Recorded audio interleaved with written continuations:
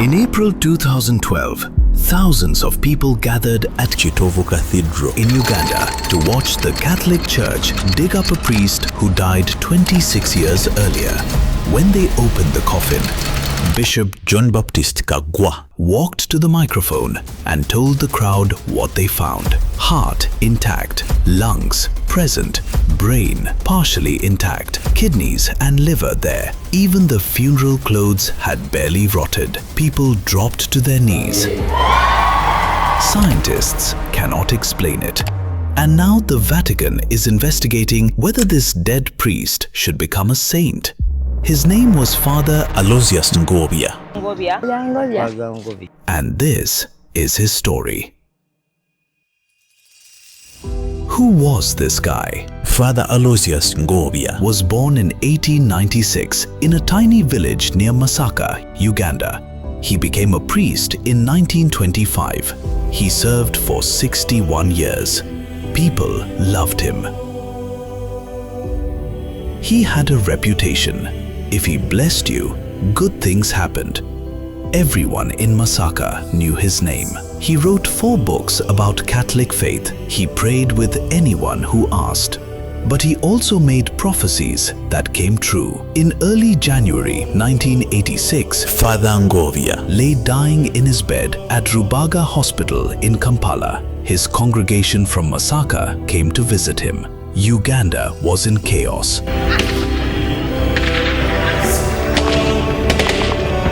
President Milton Obote's government controlled Kampala with tanks and helicopters.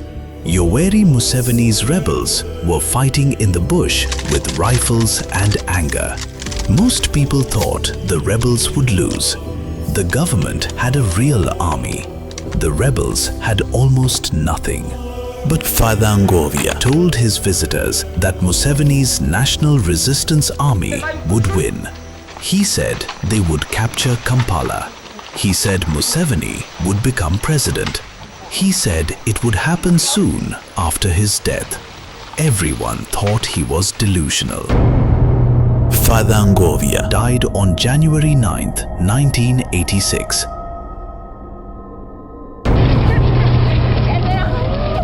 On January 26th, 1986, exactly 17 days later, the NRA rebels marched into Kampala. Milton Obote fled to Tanzania. Yoweri Museveni became president. Everything Father Ngobya predicted came true. People started wondering if this priest knew things normal people did not know. But here is where things get strange. Father Ngobya died at Rubaga Hospital in Kampala. The nuns tried to preserve his body. When someone dies, you inject special chemicals to stop the body from rotting. The nuns inserted syringes to inject the chemicals. The syringes broke. They tried again with new syringes. The chemicals would not flow into his body. The nuns could not explain it. Syringes do not just break, but these did multiple times. The rebel war blocked the roads from Kampala to Masaka. His body could not be transported for burial. It sat in the hospital morgue for 6 weeks. Normal bodies rot in days without preservation. The smell becomes unbearable. Fluids leak. Skin turns colors. When they finally brought him to Kitovu Cathedral for burial on February 20th, 1986, doctors checked the body before the funeral. They expected the blood to have clotted and turned dark. They expected the smell of death, but his blood was still flowing in his veins. After 6 weeks without preservation, his body had not rotted. His skin looked normal. There was no smell. Doctors confirmed he was dead, but they said his body was not acting like a normal corpse. Nobody could explain it. Then they buried him, and everyone forgot about it for 26 years. After Father Ngobya died, people started showing up at his grave. At first, just a few, then dozens. then hundreds, then thousands. They came with problems. A woman could not have babies. Doctors told her she would never get pregnant. Her husband wanted to leave her. She went to the grave and prayed every day for 3 months straight. Then she got pregnant. She had a baby.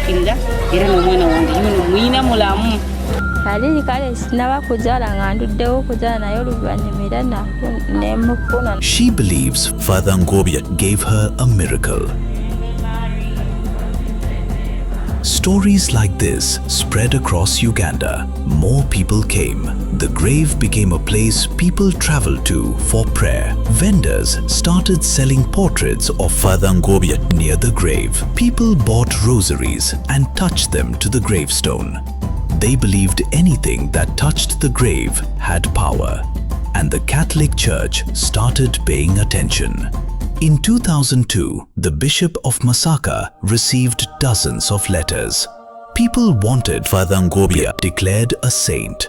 They said he performed miracles while alive. They said he still performs miracles after death. They wanted official recognition from Rome. The Vatican said, "Prove it. Show us evidence. Show us miracles. Show us this man deserves to be called a saint." So the diocese investigated for 9 years. They interviewed hundreds of people. They collected testimonies. They documented every claim of healing and answered prayer. They submitted everything to Rome, and Rome sent a team to Uganda to dig up the body. The Vatican sent Brother Reginald Cruz from Rome to oversee 2 exhumations in April 2012.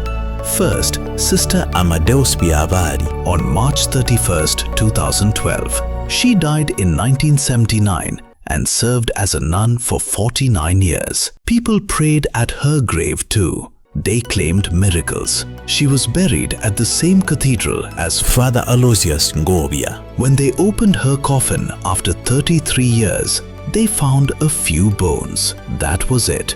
Normal rot. Exactly what you expect from a body buried for 3 decades. The crowd watching was not surprised. 2 days later, on April 2nd, 2012, they dug up Father Aloysius Ngobya. He had been buried for 27 years. Everyone expected bones, maybe some fabric from his clothes. That is how dead bodies work. Thousands of people showed up to watch. Bishop John Baptist Kagwa stood next to the coffin with Brother Reginald Cruz. Medical doctors were there to examine whatever they found. They opened the lid, and everyone went silent.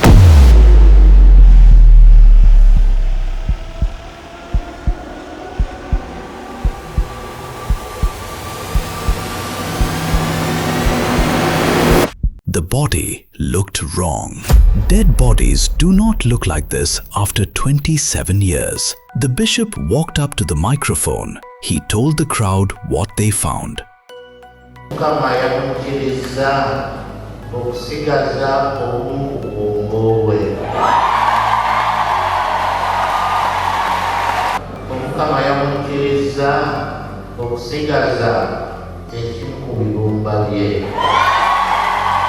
Omukama yamukkiriza okusigaza ensigo ze. Ngobya, Omukama yamukkiriza okusigaza amagumba ge gonna. Ngobya, Omukama yamukkiriza okusigaza engoye ze zonna. People erupted. They cried. They sang. They fell on their knees. The bishop had to shout over the noise.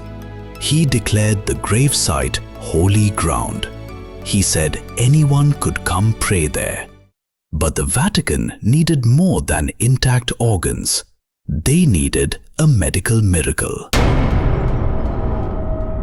For someone to become a saint, the Catholic Church requires 4 things. First, you have to prove the person lived a holy life. Second, you have to prove people honor them and pray to them.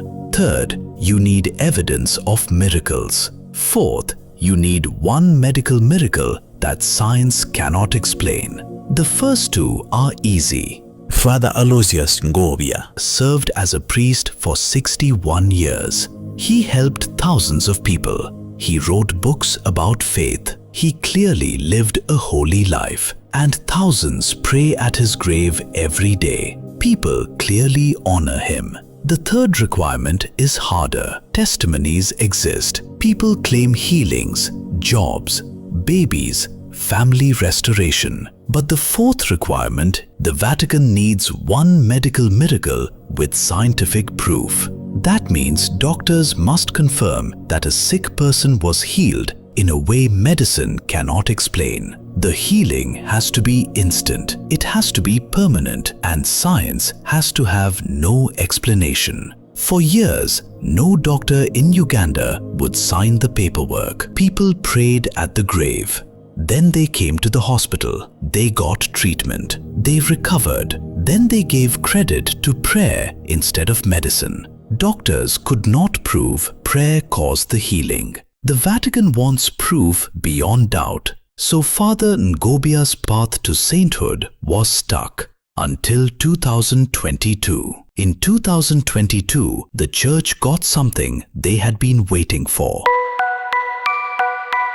A woman named Beatrice Nasua from Sembavule came forward with her daughter. Angela Nakawesi Angela was born in 2008 with a heart problem since birth. Doctors at Uganda Heart Institute examined her. They said she needed surgery. Surgery for heart problems costs millions of Ugandan shillings. The family had nothing. So Beatrice took Angela to Father Ngobya's grave. She prayed every week for years. She asked Father Ngobya to heal her daughter's heart. Angela is now 16 years old. Her heart works. The church collected Angela's medical records. They interviewed doctors at Uganda Heart Institute. They submitted everything to Rome. This could be the miracle the Vatican needs. A child with a diagnosed heart problem who got healed without surgery. But then, Dr. John Omagino from Uganda Heart Institute said something that changed everything. He said some heart problems that babies are born with fix themselves in childhood. Not all of them, but some. If a child is under 4 years old, the opening in the heart can close on its own without surgery. It happens, not often, but it happens. Angela was born in 2008. She is past that window now. But did her heart heal naturally when she was younger? Or did prayer cure her?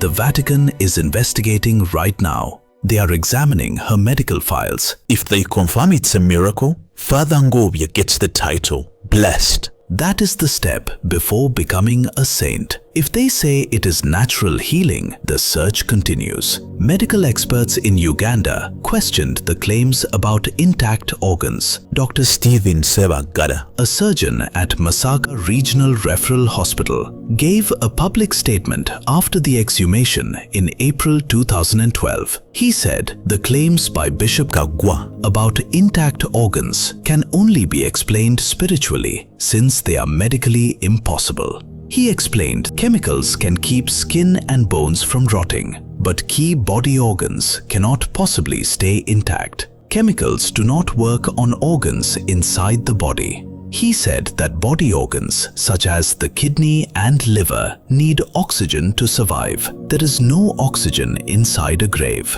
Doctors declare a person dead when key organs such as the heart, brain and kidney stop working. This takes less than 5 minutes. Once those organs stop, they begin rotting immediately. After 27 years underground, medical science says there should be nothing left except bones and maybe some dried tissue. Intact organs that look fresh go against everything doctors know about how bodies rot. This is exactly the kind of moment Pope John Paul II talked about in 1998. He wrote that faith and reason are like two wings on which the human spirit rises to contemplation of truth. Science can explain how bodies rot. Faith explains why this one might not have. Pope John Paul II warned against scientism. That is when you believe science is the only way to know truth. He said, if you only trust what you can measure and test, you lose the ability to understand meaning, purpose, and human dignity. You cannot measure hope in a laboratory. You cannot test whether prayer changes hearts. But he also said, science can purify religion from error and superstition. If Father Ngobya's body was actually preserved with chemicals before burial, science can prove that. If the organs are not truly intact, medical examination can show that. Science keeps faith honest. And faith can purify science From false absolutes. Dr. Sebagala Represents this tension perfectly. He is a surgeon. He knows how bodies work. He trusts the laws of biology and chemistry. But when he cannot explain something medically, he admits it. He says it can only be explained spiritually. He is not rejecting science. He is admitting science has limits. This is what Pope John Paul II meant. You need both wings. Science without faith becomes arrogant and claims it knows everything. Faith without science becomes superstition and ignores evidence. The Vatican received photographs and testimonies. But independent medical analysis of the remains by outside experts has not been made public, and that verification has not happened yet. But the believers do not care what doctors say. They know what happened to them. Reports from the grave describe thousands of people who pray there.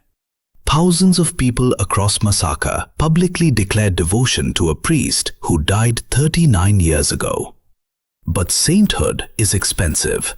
The Vatican requires the diocese to pay part of the investigation costs. The total cost is 300 million Ugandan shillings, about $81,000. The Vatican covers 80% of this, but Masaka diocese must raise 60 million shillings, about $16,000.